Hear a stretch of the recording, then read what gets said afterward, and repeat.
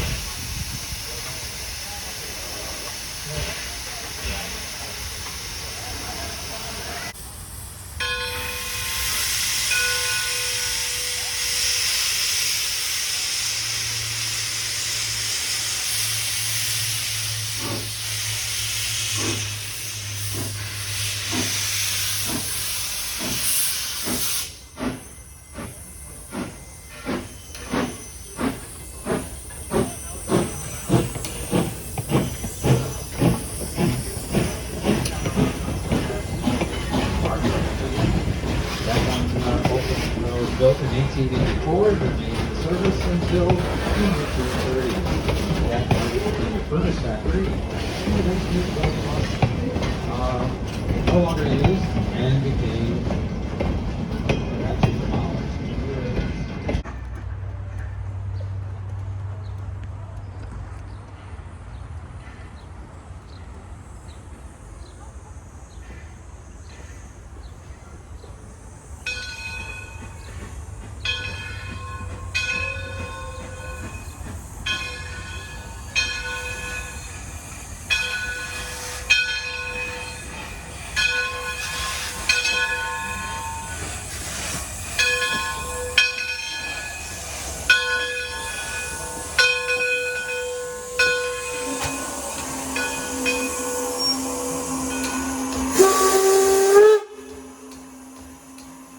Ladies and gentlemen, boys and girls, welcome aboard the Greenfield Village Railroad. And for your safety, we do ask that you please remain seated, keeping your hands, legs, feet, toes, and heads inside the train at all times. And please no eating, drinking, or smoking while on the train. And if you have little ones with you, we do ask that the adults please sit at the end of the row. If that's not practical, then please make sure the kids are held or are easily within your reach. Thank you. 728 to 808, Baldwin, eyeball.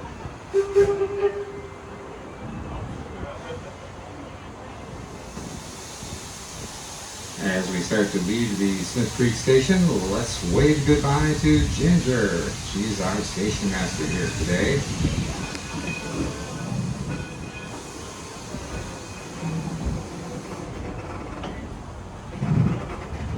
And we're now moving into the Railroad Junction district. This is one of our 7 districts here. And the first building you can see here is the Smith Creek Depot building. This was one of the first buildings that was added to Greenfield Village when it opened up in 1929. And this particular depot was built in 1858 and was located in Smith Creek, Michigan, which is roughly 8.5 miles southwest of Port Huron. And it was located on the Grand Trunk Railroad line that ran between Detroit and Port Huron. Now this is a typical small town depot building, and the station master and his family would live in half the building and the other half would be devoted to railroad business. Now our newest addition to the village is that open air building on our left hand side. That's the vegetable building, and that was originally part of the Detroit Central Market. It was built in 1860, remained in use until 1894. It was then closed down and moved over to Belle Isle in the Detroit River, where it became a horse stable.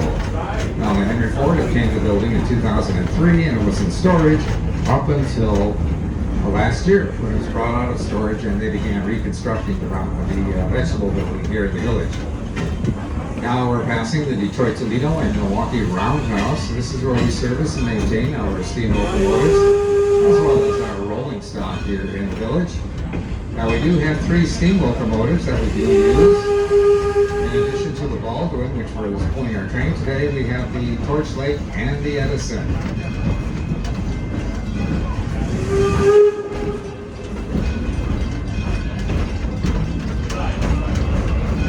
As we go around the curve up here, you'll see our Liberty Craftworks area. And this is where we have some skilled artisans who do such things as glass blowing, pottery making, weaving, and I certainly recommend that if you have time yet today to make a stop over in the Liberty Craftworks area to see our skilled artisans at work. Now right now we're coming into the working farm district. We have 7 acres that we plow and plant here every year. We have such things as field corn, winter wheat, rye, and hay. And on the right hand side you can see the Firestone farmhouse. That was built in 1828 and was located in Columbiana, Ohio. And that's the birthplace of Harvey Firestone. Harvey went on to create the Firestone Tire and Rubber Company in 1901. And he and Henry Ford became very good friends. In fact, they were such good friends that Henry decided to use Firestone tires on the Model Ts his company was producing. And right now we're coming into to Firestone Station. This is by the main entrance to Greenfield Village. And we'll be stopping here for about 8 minutes, and we'll be exiting on the right-hand side of the train. But please remain seated until you hear the train whistle. That indicates that the engineer has applied the air brakes and the train will not be moving. So please wait for the train to come to a complete stop and remain seated. Please remain seated. Okay.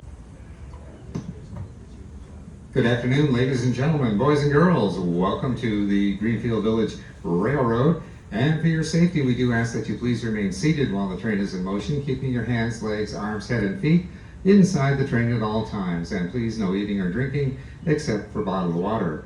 Now, if you have little ones with you, we do ask that the adults please sit at the end of the row. If that's not practical, then please make sure the kids are held or are easily within your reach. Thank you. 728 to 808, Baldwin. Hi, Ball.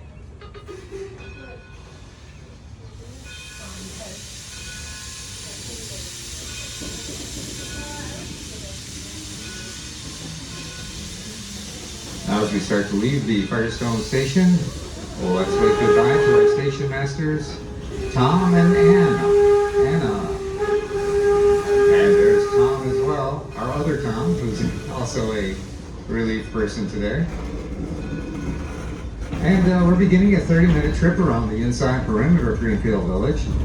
And we're going to be making 2 more stops during this journey, one at our Susquehanna station, which we're heading towards right now. And the second stop will be in Smith Creek, which is at the north end of the village. And that's before we return here to the Firestone station. Now we do have 7 historic districts here at the village, and we're entering the first district right now. This is the Henry Ford Model T district. And you can see that large white farmhouse on the left-hand side, and that is the birthplace of Henry Ford. He was born in one of the upstairs bedrooms on July 30th of 1863. And the farmhouse itself was built 2 years earlier in 1861 and was part of a 140-acre farm that was located about 3 miles from here in the area of Ford Road and Greenfield Roads in Dearborn. Now the farm eventually grew to over 230 acres. But regardless of all that, Henry Ford did not enjoy working on the farm. He'd much rather tinker with machinery.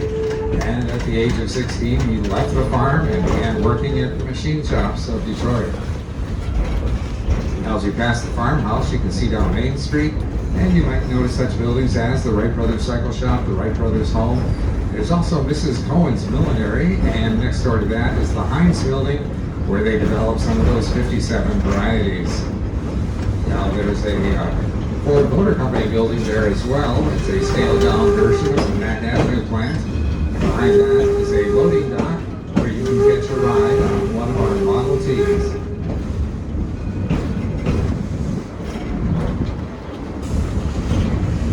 And right now we're coming into the Thomas Edison at Work district, and you can see a statue of Thomas Edison on the left-hand side. He's seated there, and he's probably thinking about what his next invention might be.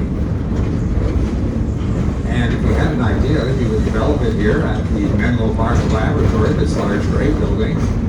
And in fact, when Henry Ford was talking with Edison about moving the laboratory here to Greenfield Village, Edison had no problems with that, except he did have one stipulation, and that was that the building had to be put on New Jersey soil. So Henry Ford got 7 railroad cars loaded with soil from New Jersey, and then the soil was spread around the area where the laboratory is now standing. Now up ahead of this mustard-colored building on our left is the Sarah Jordan boarding house. That's where many of Edison's unmarried male employees would stay. And it's also one of the first residences in the world to be wired for electric lights. Now the small gray building on our left is the Fort Myers Laboratory. This is the original building, and the copy is actually located in Fort Myers, Florida. And Edison would do some of his research and development while living in Florida. And one of the things he was trying to do was find a substitute source for rubber. Now Now up ahead is the actually covered bridge. This bridge was built in 1832 in southwest Pennsylvania. And it's, I consider it to be like the gateway to the Porches and Parlors district. And Porches and Parlors features a variety of homes that individuals have lived in over the years. Some of these people have been rather well known, such as Luther Burbank, Noah Webster, and William McGuffey. Well, the buildings give you some ideas about the lifestyles and traditions of those who lived in them, as well as the times in which they lived. Now, the oldest building here in the village is the College Walla Cottage. It's up at the hill on our left-hand side. It's that limestone building up there. And that was built in the early 1600s in England. And Henry Ford was able to purchase it and move it here to Greenfield Village. All right, we're going to be stopping here at our Susquehanna station. We'll be here for about 4 minutes. And you'll be able to exit on the left-hand side of the... Good afternoon, ladies and gentlemen, boys and girls. Welcome aboard the Greenfield Village Railroad. And for your safety, we do ask that you please remain seated, keeping your hands, legs, head and feet inside the train at all times. And please no eating or drinking except for bottled water.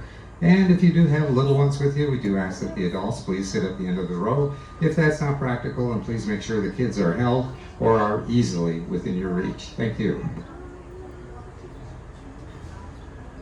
728 to 808. Baldwin, eyeball.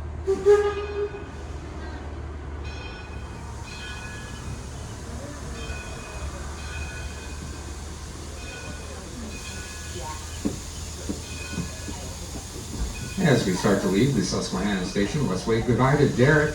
He is our station master here today. And we're rolling further into the Porches and Parlors district. And this white building you'll see on our left-hand side is the Susquehanna Plantation Building. It was built in 1835 and was located in the Tidewater region of Maryland. It was part of a 700-acre plantation that grew wheat, corn, and tobacco. And the oldest American-made home here in the village is this reddish-colored one. It's the Plimpton family home. It was built in 1640, 20 years after the Pilgrims landed, and was located in South Sudbury, Massachusetts. And if you can imagine, 2 adults and 7 children lived in that one-room building. And here's the Ferris windmill, built in the mid-1600s and located on the north shore of Cape Cod. And there's the Daggett farmhouse. This is an example of what life in rural America was like back in those early colonial days.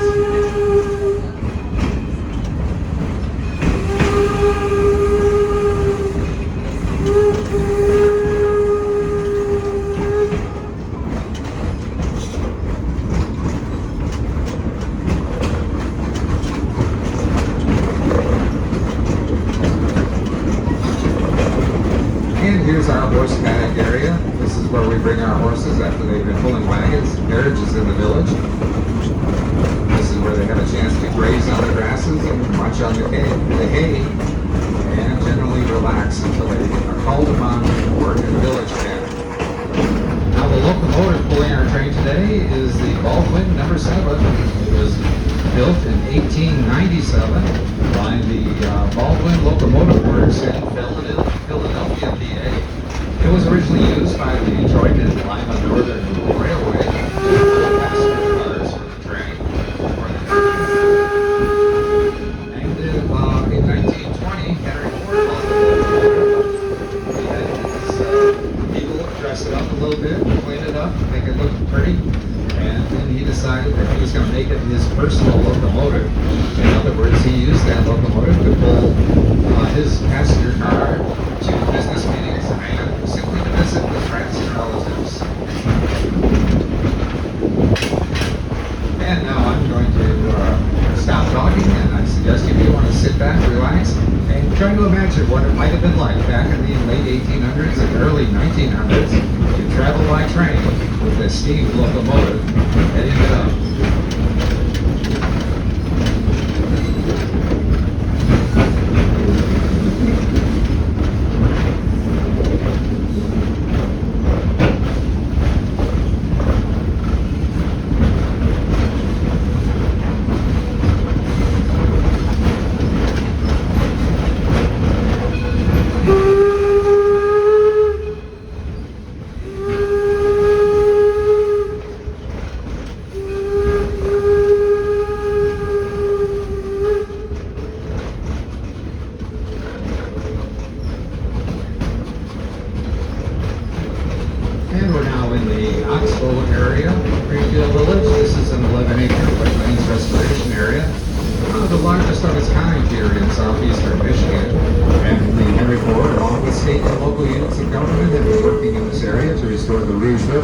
to its natural condition. And you can see the river on the right-hand side of us, and it's a little below us.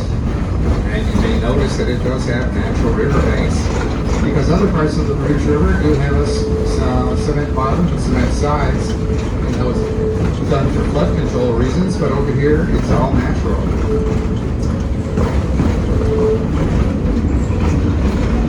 And right now we're coming into the Walnut Grove area. This is our special event field that we use during the summer, and you can see the markings of the baseball diamond over here on the left-hand side. That's because our two vintage baseball teams, the Lottie Daws and the Nationals, play baseball here on Saturdays and Sundays during the summer, and they take on other historic baseball teams from other parts of Michigan as well as the Midwest. Now they play baseball according to rules that were written back in the 1860s, and among other things, those rules would tell you that a fielder cannot wear a baseball glove. All the balls have to be caught with the bare hands of the players. Now up ahead is the Henry Ford Academy. This is a public charter school, and it's open to students who live in Wayne County, Michigan. Students are selected for the academy by lottery, and we have about 500 students who attend the school in grades 9 through 12. Now the 9th graders have their classes at the Henry Ford Museum of American Innovation. 10th, 11th, and 12th graders have their classes in this area. And they all follow the philosophy of Henry Ford, that is, you learn by doing. And that's what the school aims to do. Right now we're coming up to a rather unique set of classrooms. These are Pullman cars, and they've been converted into classrooms, and they're used by our seniors. As we pass the classrooms, you'll see the Suwannee Lagoon to our left. This is a catch basin for water overflow in the village.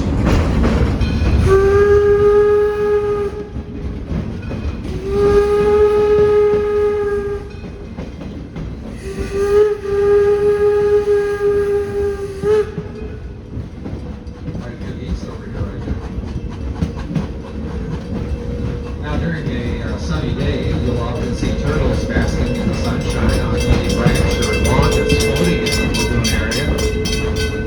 But we do have one turtle of summer now. He's a snapping turtle, and he's as large as a garbage can lid, and we call him Godzilla.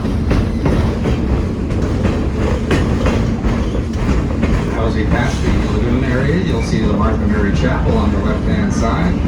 This is a non-denominational chapel, and Henry Ford named it after his mother, Mary Ford, and his mother-in-law, Martha Bryan.